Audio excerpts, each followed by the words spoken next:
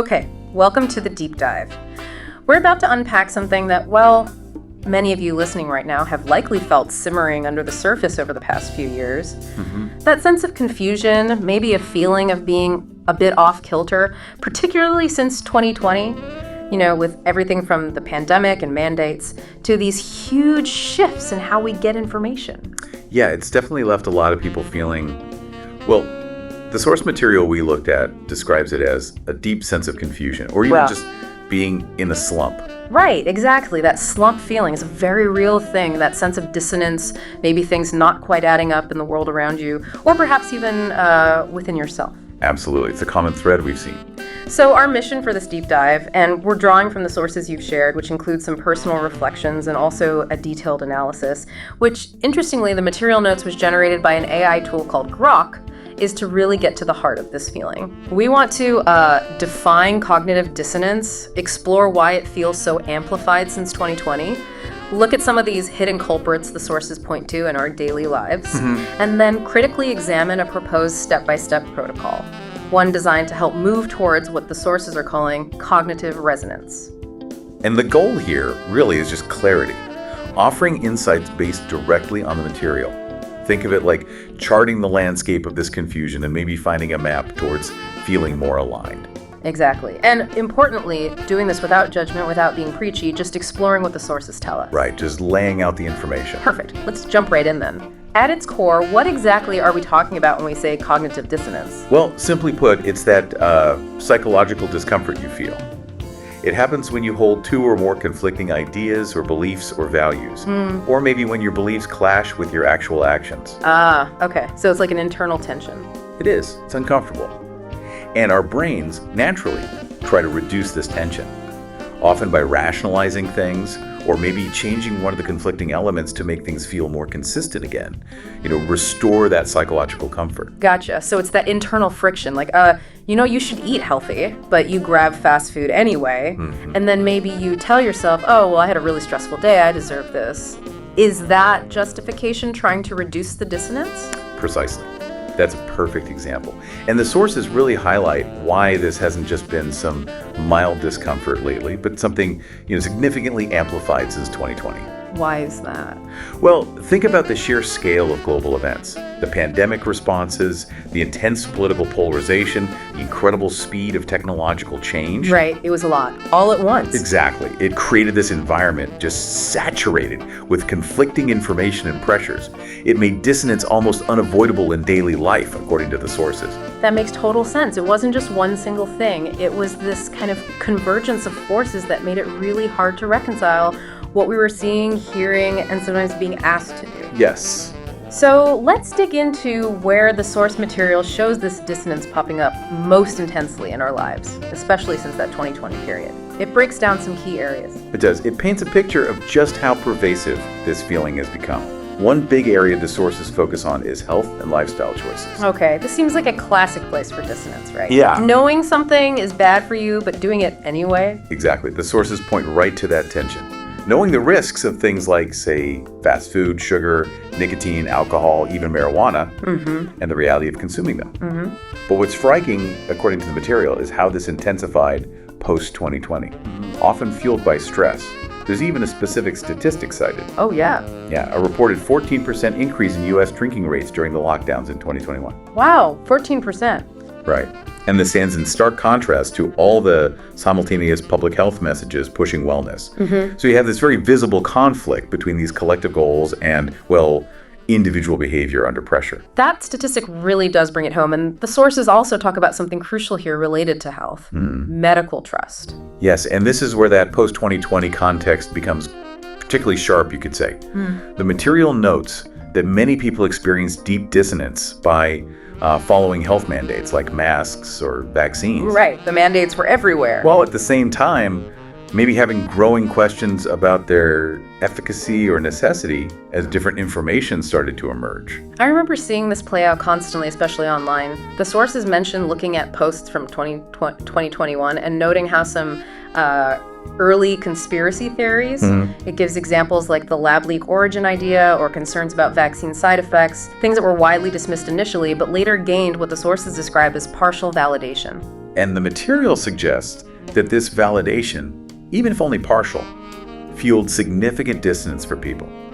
They were trying to reconcile their compliance, following the official guidelines, with this emerging information or skepticism. So caught in the middle. Pretty much. Caught between trusting familiar institutions and grappling with these alternative perspectives that seem to be gaining some traction, often shared on platforms like X. It really highlights that clash, doesn't it, between external directives and your own internal questioning. Okay, let's shift gears.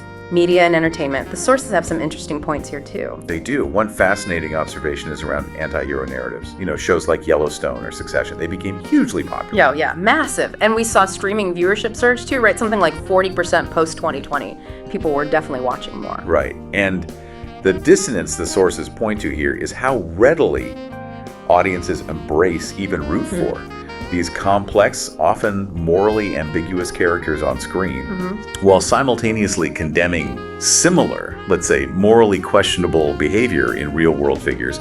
There's a sort of disconnect between the fictional stories we enjoy and the ethical standards we apply to reality. That's a great point. It really makes you wonder about the stories we tell ourselves. And the sources also dig into something they call the media fact disconnect. Yes, and this is perhaps one of the most significant areas driving dissonance today.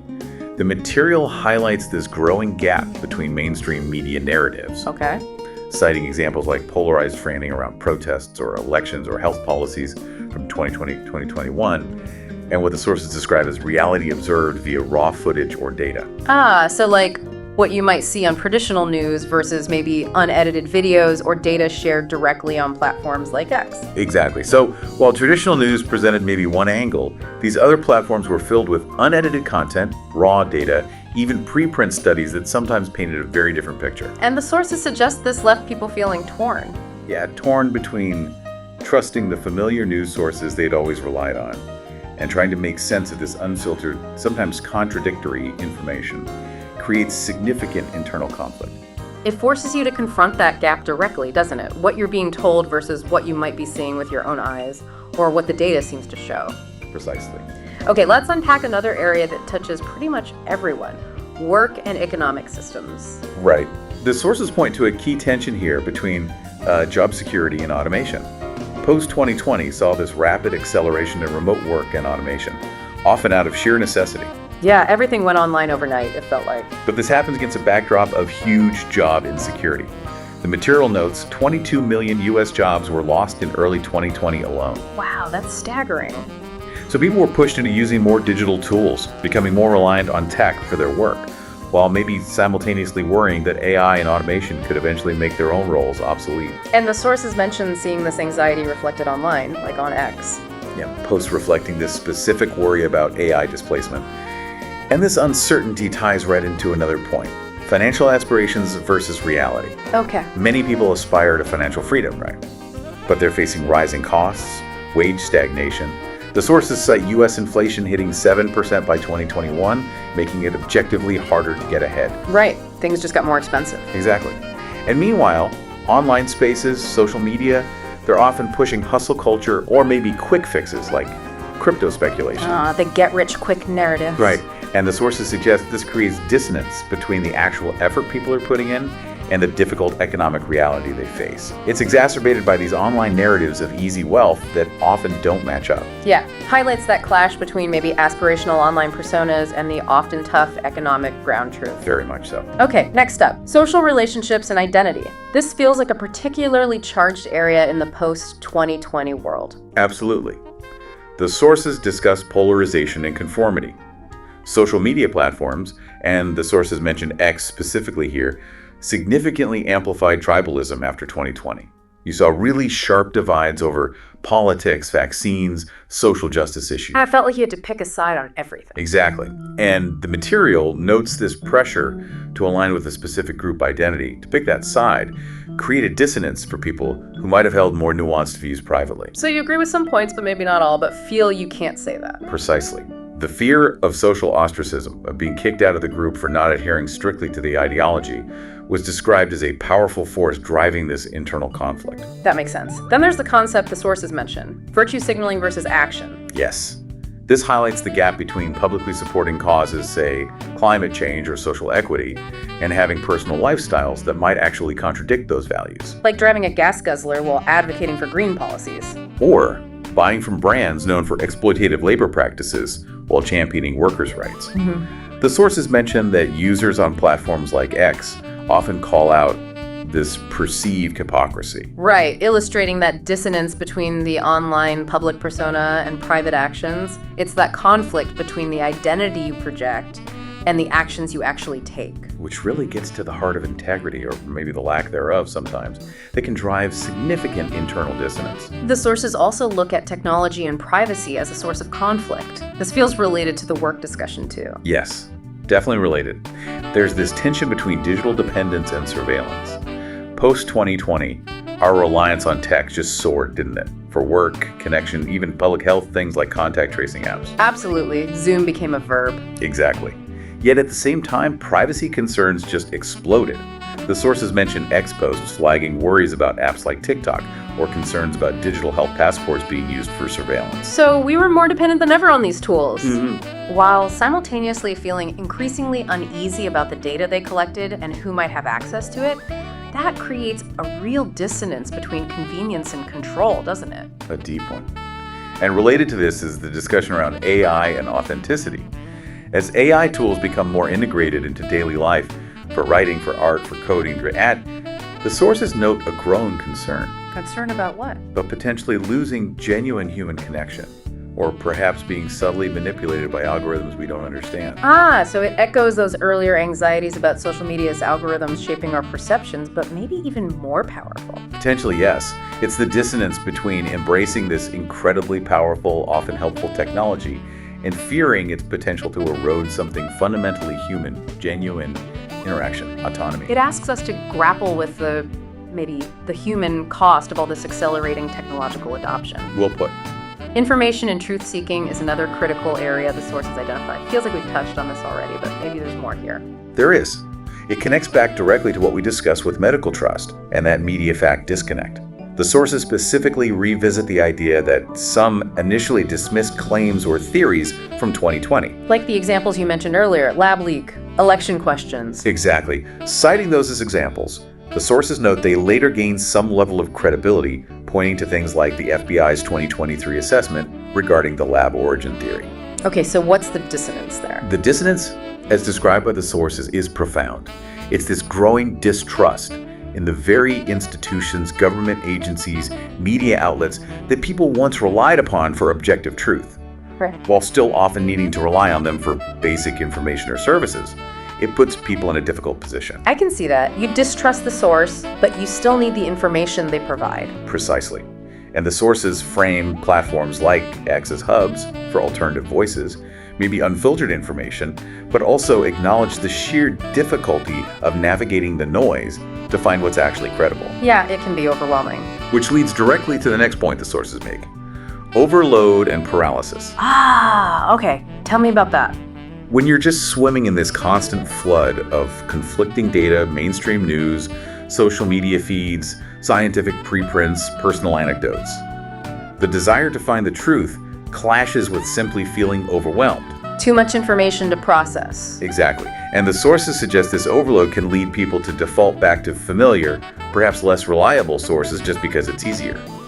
Or they might feel too paralyzed to even try to discern the truth, which just fuels the dissonance further. It's that state where the sheer volume of information prevents effective engagement, leaving you kind of stuck in the conflict. That's a good way to put it, stuck in the conflict. Finally, the sources touch on environment and sustainability. How does dissonance show up here? Well, the key dissonance identified is between green ideals and actual lifestyle choices.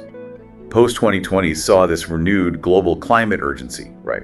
Highlighted by events like COP26. Lots of talk about climate action. Yet the sources note this often clashes with personal habits.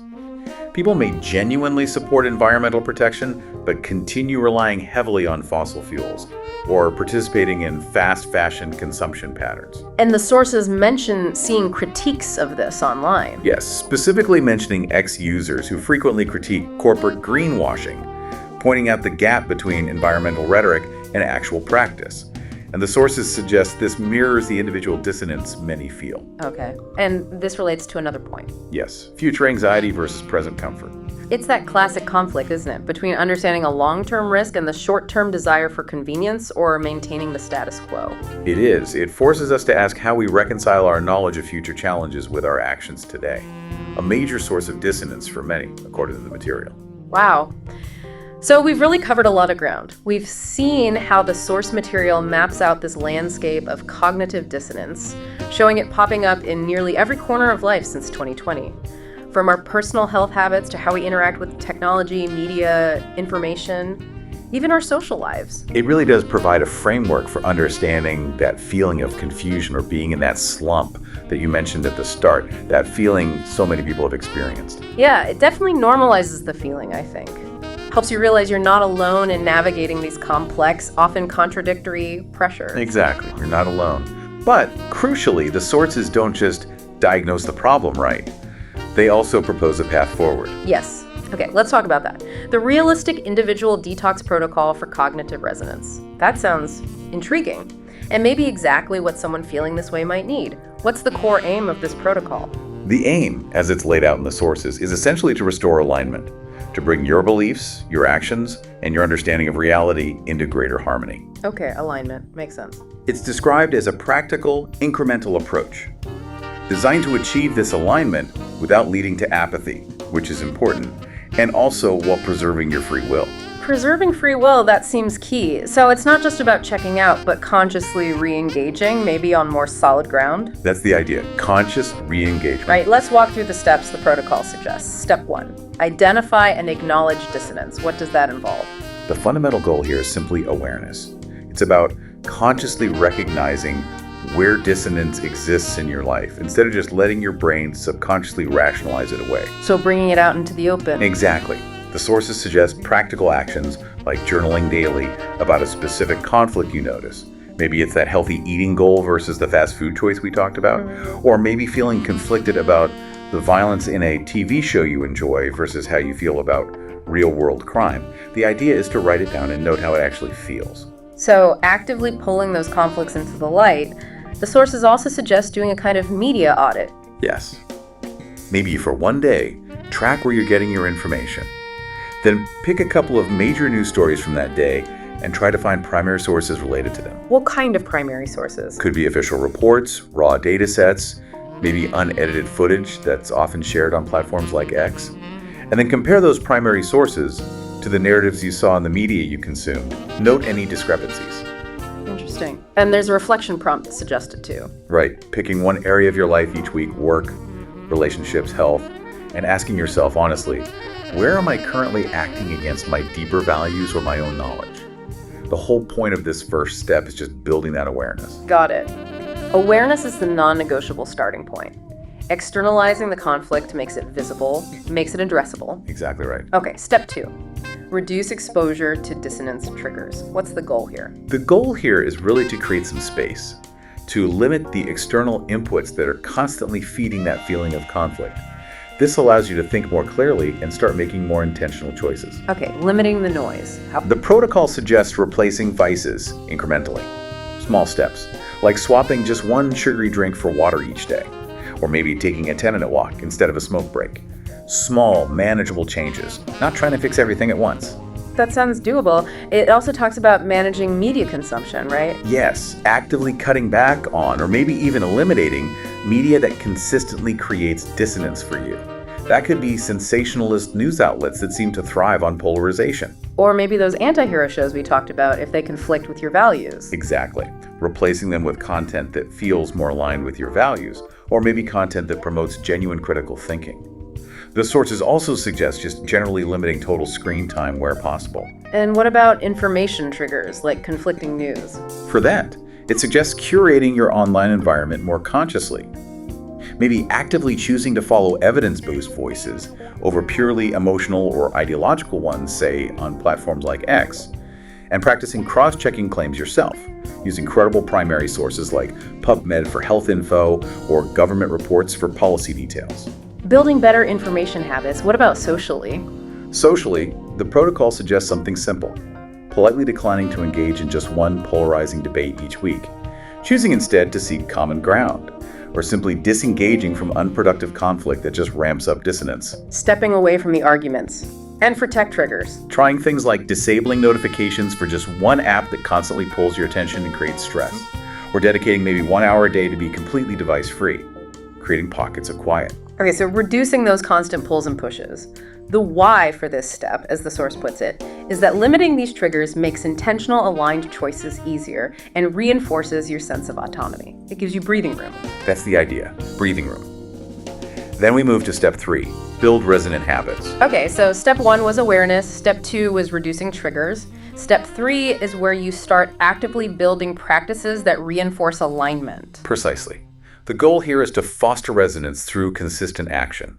Actions that align with what you know to be true and what you value. What kind of actions? The protocol suggests things like planning and tracking one healthy habit weekly.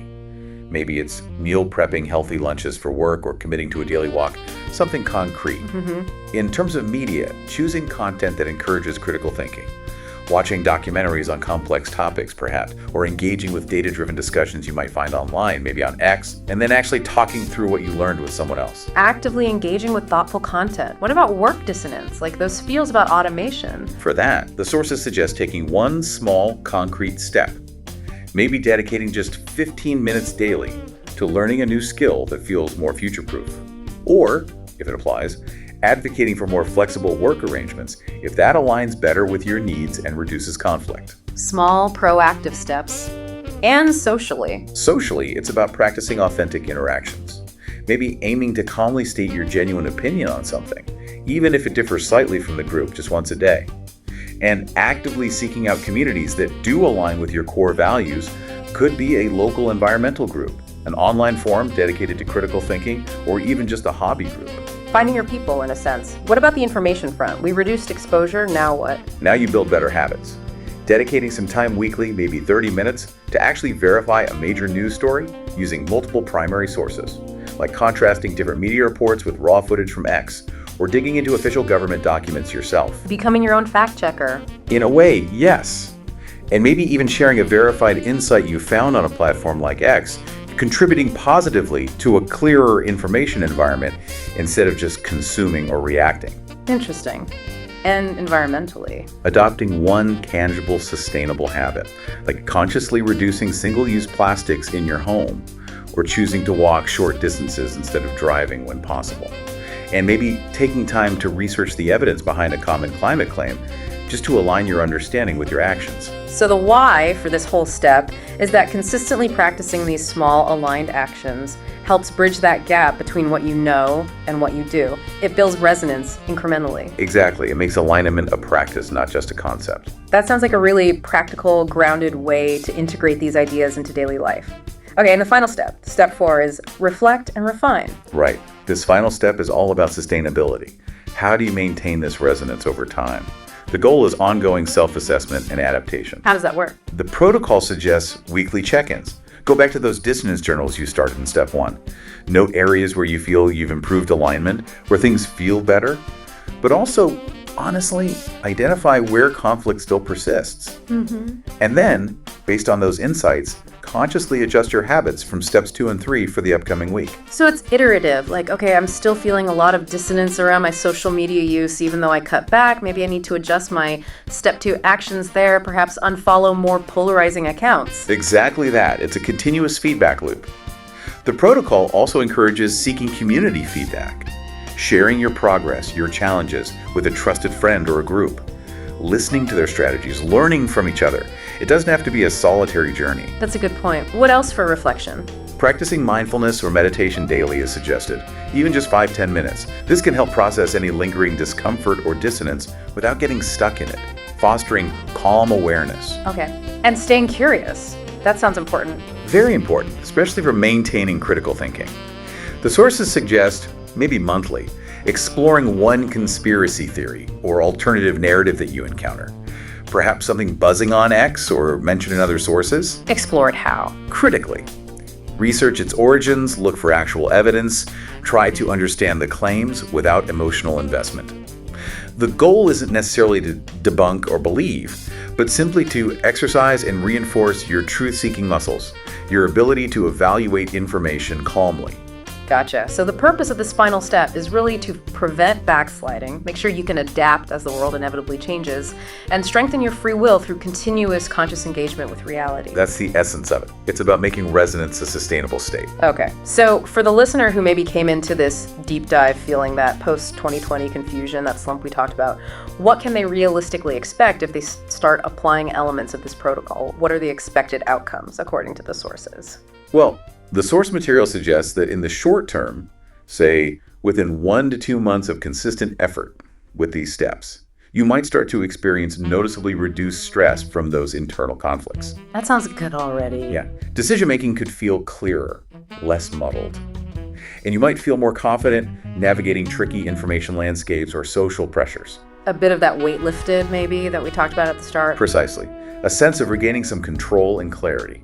And then over the longer term, maybe 6 months or more, the expected outcomes described are even more significant. Such as? Much stronger alignment between your actions and your core values. Significantly greater trust in your own judgment, your own ability to discern things.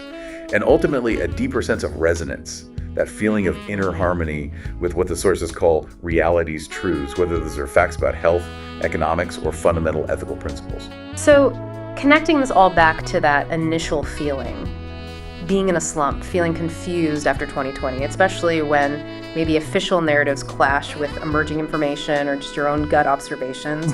This protocol, drawn from the source material, really offers a tangible, actionable way to work through that. It seems like it's about building trust in your own compass again. I think that's a great way to put it. Building trust in your own compass by consciously grounding your choices in evidence and your core values. It directly addresses that dissonance that arises from conflict and confusion. It's about cultivating that inner alignment, that integrity in a world that, let's face it, often feels chaotic and contradictory. That's the challenge, and that's what this protocol aims to help navigate. And the sources touch on something else too, right? A potential ripple effect. If resolving individual cognitive dissonance can help build maybe communities of more critical thinkers, moving us towards greater collective clarity. Yes. It suggests the personal journey towards resonance isn't just about individual well-being, important as that is.